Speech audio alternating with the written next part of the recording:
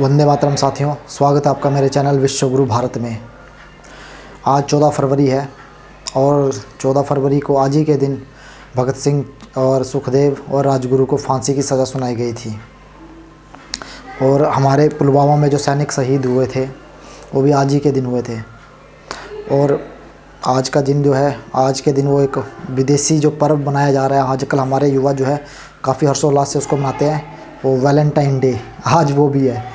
तो हमारी जो विश्वगुरु भारत चैनल की जो टीम है उन्होंने सुझाव दिया था कि प्रीतम जी आज वैलेंटाइन डे के ऊपर अपने वीडियो बनाना है, इस पर रखना है। तो मैंने तो उनको बोला कि ये तो मेरा आउट ऑफ सिलेबस का विषय है, मैंने तो कभी किसी से वैलेंटाइन डे के बारे में सुना भी नहीं और हम क्या विचार रखेंगे। तो उन्होंने कहा कि नहीं नहीं, इसी के विषय पर ही विचार रखने हैं और इस पर ही हमने अब वीडियो बनाना है। तो 2-3 दिन पहले मैंने इसके बारे में जानकारी इकट्ठा करना स्टार्ट की। तो मैंने तो सोचा कि जो लोग इस चीज़ को मनाते हैं बड़े भारत में तो काफ़ी हर्षोल्लास से मनाया जाता है। तो मैंने कुछ युवा साथियों से अपने पूछा कि वैलेंटाइन डे क्यों मनाया जाता है, क्या करते हो। तो वो तो बड़े फिलोसफर निकले, बड़ी बड़ी बातें, ये प्रेम का दिवस है, ये फलाना है, ये तो मतलब ऐसी ऐसी फिलोसफी वाली बातें इन्होंने कर दी कि भगवान जाने। तो वास्तविकता में आते हैं, जब मैंने उसका अध्ययन किया वैलेंटाइन डे का कि क्यों मनाया था, कब से शुरू हुआ, कहाँ से इसकी शुरुआत हुई, कब से ये चला आ रहा है और भारत पे इतनी जड़ें मजबूत हुई, वो कैसे बना लिए इसने। तो पता चला कि जो भारत के युवा जो बोलते थे वो तो उसके बिल्कुल विपरीत है और उसको मनाने का ढंग भी बिल्कुल विपरीत है भारत के लोगों का। दुनिया में कैसे मनाते हैं पता नहीं, लेकिन भारत में तो बिल्कुल विपरीत तरीके से मनाते हैं। बात 3री शताब्दी से स्टार्ट होती है। एक वैलेंटाइन नाम का एक व्यक्ति था जिसका काम था घूमने का। वो घूमता था, यूरोप में था। और 3री शताब्दी में अगर आप यूरोप का अध्ययन करोगे, दुनिया के किसी भी देश का, अफ्रीका का अध्ययन के किसी भी देश का अध्ययन करोगे, भारत को छोड़ के, भारत में ही संस्कृति जो सिविलाइजेशन था उसमें अच्छे में था, बहुत ही अच्छी उसकी उन्नति हुई थी। और आज से कई गुना अच्छा भारत का उस टाइम में 3री सदी में भी सिविलाइजेशन अच्छा था। तो घूमते थे, घूमते घूमते अपने विचारों को प्रकट करते थे। तो वो क्या करते थे, 3री शताब्दी में जो था यूरोप की जो स्थिति थी, वहाँ शादियाँ वगैरह नहीं करते थे लोग, अविवाहित रहते थे। एक पुरुष 3-3, 4-4, 5-5, 7 स्त्रियों के साथ रहता था, मन भर जाए दूसरों के साथ रहता था। ऐसे ऐसे करके अलग अलग वो ऐसे रहते थे, ग्रुप बना के रहते थे, घरों में रहते थे। घरों में 6-7 महिलाएं होती थी, 1-2 पुरुष हो जाते थे, या कभी पुरुष ज़्यादा हो जाते थे, कभी महिलाएं ज़्यादा होती थी। ऐसा कोई परिवार व्यवस्था वहाँ पर इतनी अच्छी थी नहीं।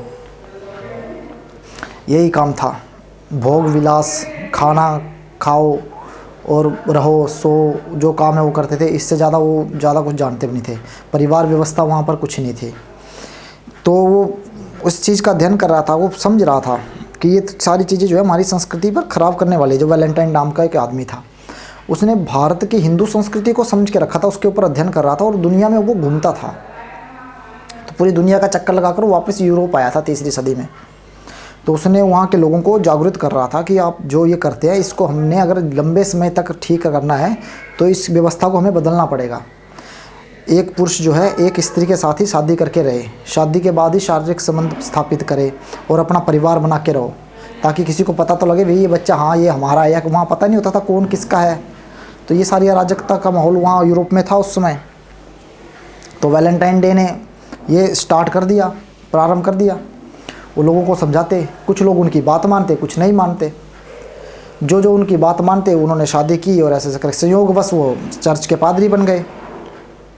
तो उन्होंने चर्च में शादियां करवाना स्टार्ट कर दिया। जो उनके शिष्य बने वो क्या करते, महिला पुरुष को इकट्ठा करते, उनकी शादी करवा देते और ऐसा करके चलते। उनको बोलते भी इकट्ठे ही रहना है, दूर अलग नहीं होना है और परिवार एक ही परिवार में अपने बच्चों को ऐसे साथ रख के चलना है।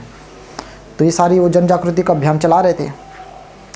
हिंदू संस्कृति को ही वो आदर्श मानकर उसी को फैला रहे थे।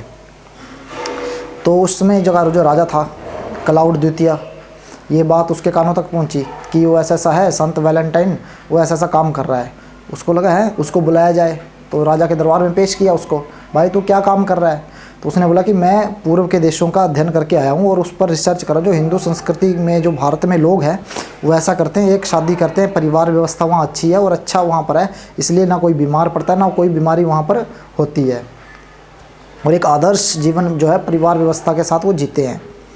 तो उन्होंने कहा कि तू विदेशों में क्या कर रहा है भाई, यहाँ तो हम कितने मज़े से रहते हैं, ये तो बंधनों में बंध जाएंगे हमारे लोग, इससे तो हमारी संस्कृति को बहुत ही ख़राब हो जाएगा, हमारी संस्कृति को पता नहीं चलेगा और ख़राब हो जाएगी, विदेशी संस्कृति हम क्यों ना आए। तो ऐसा रहा उसने राजा ने कहा।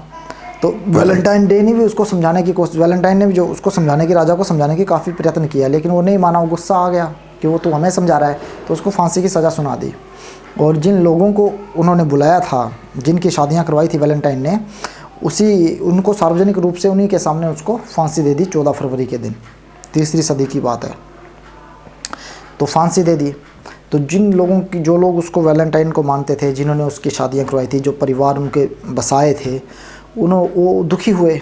तो उन्होंने अपने दुख के कारण ही वो दिन याद रखा और 14 फरवरी को उनको याद करना आरंभ कर दिया। तो 14 फरवरी को उनके दुख के रूप में वो विदेशों में मनाते हैं। ये कोई हर्ष का विषय नहीं है, क्योंकि उस दिन उनको फांसी दी गई थी, वो भी सार्वजनिक रूप में। तो उनके जो शिष्य थे, जिनकी उन्होंने शादियाँ करवाई थी, वो दुखी हुए थे। तो अपना दुख व्यक्त करने के लिए, उनको याद करने के लिए वो दिन मनाते हैं। लेकिन इसके बिल्कुल विपरीत भारत में क्या हो रहा है, हर्षो खुशी का दिन मनाते हैं, और पता नहीं कौन कौन से अजीब व गरीब दिन, उससे हफ्ता भर पहले ही चॉकलेट दे, पता नहीं कैसे कैसे अजीब व गरीब दिन वो उन्होंने मनाना स्टार्ट कर दिया है, जो कि उसके बिल्कुल विपरीत है। उसकी वास्तविकता को जाने बिना भारत के युवा जो है गलत रास्ते पर जा रहे हैं।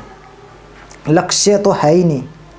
किसी युवा से पूछ लो कि हाँ तुम्हारा क्या लक्ष्य, जीवन पर कोई लक्ष्य निर्धारित ही नहीं किया है, और हमारी संस्कृति को पूरा ख़राब करने का प्रयत्न कर रहे हैं।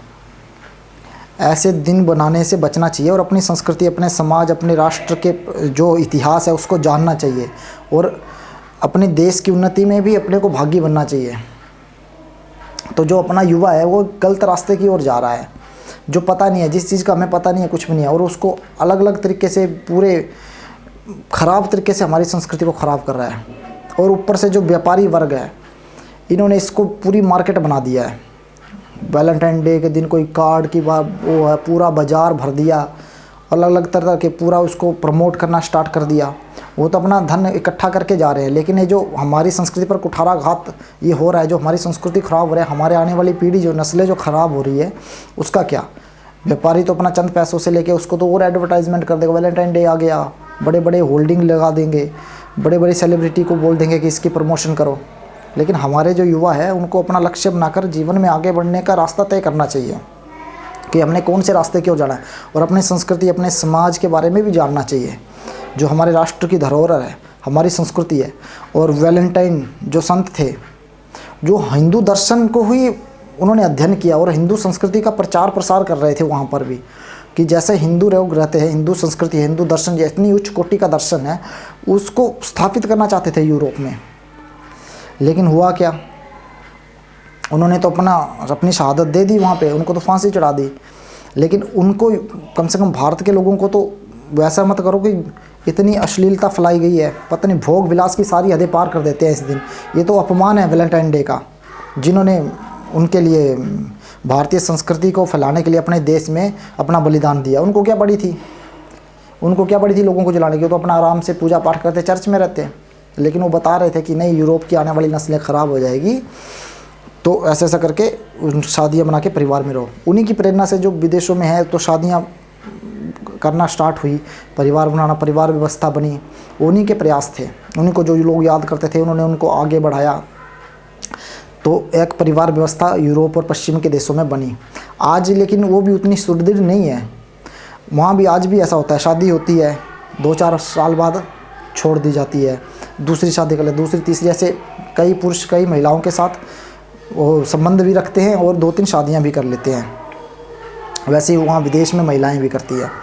बल्कि उस टाइम यूरोप में तो जो उसमें के दार्शनिक थे, प्लूटो था, रूसो था आपका, उन्होंने तो एक मत में सभी दार्शनिकों ने कहा था कि जो स्त्री है उसके अंदर तो आत्मा ही नहीं है, वो तो मेज और कुर्सी के समान है, मन भर जाए तो दूसरी उपयोग में ले आओ। ऐसा सारे विदेशी जो पश्चिम के जितने भी वो फिलोसफर थे उन्होंने सब एक मत में तो कहा था कि स्त्री के अंदर तो आत्मा ही नहीं है। इसके विपरीत जो वैलेंटाइन था उसने तो भारत की संस्कृति का प्रचार ही किया, बल्कि प्लूटो ने तो उसमें लिखा भी है तो कि मेरा खुद कई स्त्रियों के साथ कम से कम 22-23 स्त्रियों का उसने जिक्र किया था कि उनके साथ मेरा खुद संबंध रहा है। ये प्लूटो है, प्लूटो की बात चल रही है। रूसो था, सारे जितने भी विदेशी दार्शनिक थे सबका एक मत था स्त्री के बारे में। ऐसी घृणित मानसिकता वहाँ पर स्त्रियों की थी, स्त्रियों के बारे में वहाँ के लोगों की सोच वैसी थी। लेकिन उसके विपरीत भारत का जो दर्शन था वो कितना उच्च कोटि का दर्शन था, जिसमें स्त्री को देवी के समान ही लगभग समझा जाता था। और हमारे शास्त्रों में भी स्त्री को सम्मान का ही दर्जा दिया गया था। लेकिन विदेशों में वैसी हमारी विदेशों में तो बिल्कुल विपरीत था। तो भारत के जो युवा वर्ग है जो इस दिन को मनाता है, तो ये जो वास्तविक सच्चाई है कि जो संत वैलेंटाइन था उन्होंने अपनी शहादत जो दी थी वो अपनी हिंदू संस्कृति के लिए दी थी। अपनी हिंदू संस्कृति वो अपने देश में स्थापित करना चाहता था, लेकिन वहाँ के राजा को समझ नहीं आया।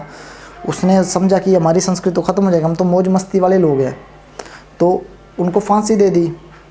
लेकिन हमारे जो युवा लोग हैं उनको भारत की जो संस्कृति थी उसको भी समझना चाहिए।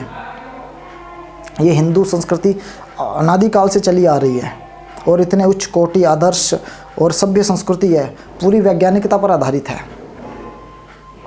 कितने पर्व मनाते, इस पर्व को मनाने की आवश्यकता ही क्या है? हर ऋतु के हिसाब से भारत में कितने अनेक पर्व मनाए जाते हैं। अपने पर्वों को मनाओ, और उन पर्वों को मनाने की भी इतिहास अपनी वैज्ञानिकता है। होली है, दिवाली है, इतने सारे पर्व आते हैं। हर ऋतु में, हर महीने में कोई ना कोई पर्व आता रहता है। तो उसे हर्षोल्लास को मनाने के बजाय, और ये कौआ चला हंस की चाल, उसकी तो आई नहीं, अपनी भी भूल गया। वो विदेशों का वो प्रोजेक्ट किया हुआ है जो वैलेंटाइन डे है, उसको अजीब गरीब तरह से पता नहीं कैसे मनाते हैं। तो भारतीय संस्कृति की तरफ आओ, अपने जीवन में कोई लक्ष्य बनाओ, और उस लक्ष्य को पाने के लिए अपने से जितना प्रयास हो सके उससे ज़्यादा करने की कोशिश करो। जीवन एक बार मिलेगा, बार बार मिलेगा नहीं। इसको संभाल के रखिए और लक्ष्य निर्धारित जीवन से ही आगे बढ़िए। तो ये सारी चीज़ें जो है अपनी संस्कृति के बारे में समझो। ये भारत जो है हिंदू राष्ट्र है, तो इस हिंदू राष्ट्र है, हिंदू संस्कृति है, हिंदू दर्शन है। हमारे महापुरुष हुए, इतने महापुरुष हुए, इतने ऋषि मुनि हुए, उन्होंने रिसर्च कर करके भारत में इतनी विकसित सिविलाइजेशन, इतनी विकसित आदर्श हज़ारों वर्ष पूर्व ही दे दिए थे कि भारतीय लोगों को ऐसा करना चाहिए, ऐसी परिवार व्यवस्था होनी चाहिए, ऐसा खान पान होना चाहिए, ऐसे रहन सहन होना चाहिए। इतना बड़ा विशाल देश है, उसकी पूरे परिदृश्य, हर चीज़ हमारे यहाँ है। पूरी दुनिया में ऐसा नहीं है। पूरी दुनिया में तो पूरी ऋतुएं में नहीं होती, कहीं सर्दी इतनी हो जाती है, कहीं गर्मी इतनी। भारत में तो फिर भी इतनी अच्छी होती है। सारे मौसम होते हैं, हर मौसम में अच्छे त्यौहार होते हैं। सर्दी होती है, गर्मी होती है, पूरी 6 ऋतुएं हर साल पूरे 12 महीने में होती है। तो मेरा युवाओं से यही आग्रह है कि अपने संस्कृति के ऊपर वापस लौटो और इसको थोड़ा सा समझने की कोशिश करो। जो घर के बुजुर्ग बनाते हैं उनसे समझो, रामायण क्या था, महाभारत के बारे में, हमारे महापुरुष राम के बारे में, कृष्ण के बारे में, ये सारी चीज़ों को समझो। जो भारत के पर्व हैं उनके बारे में जानो कि ये पर्व कैसे मनाए जाते हैं, इनकी वैज्ञानिकता क्या है, क्यों मनाए जाते हैं। और पाश्चात्य संस्कृति को थोड़ा सा छोड़ के किनारा करके आगे बढ़ो और जीवन में एक लक्ष्य निर्धारित करो और उसको पाने के लिए जितना कठिन प्रयास अपने से हो सकता है वो करो। यही सब कहता हुआ मैं अपने शब्दों को विराम देता हूँ। वंदे मातरम।